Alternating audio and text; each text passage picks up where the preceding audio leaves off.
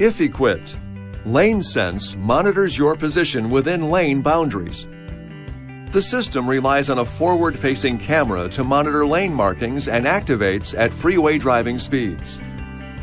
To turn the system on, push the LaneSense button on the switch panel below the Uconnect display.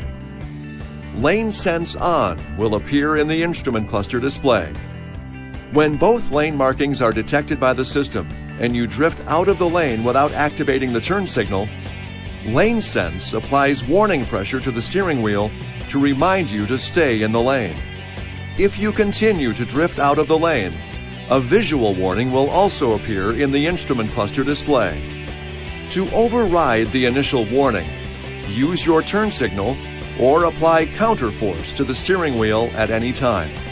If just a single lane marking is detected and you drift over the marking without a turn signal, LaneSense will provide a visual warning but will apply no force to the steering wheel. To turn the system off, push the LaneSense button again. This video is not intended to take the place of your owner's manual. For complete details and other important safety information, please see your owner's information.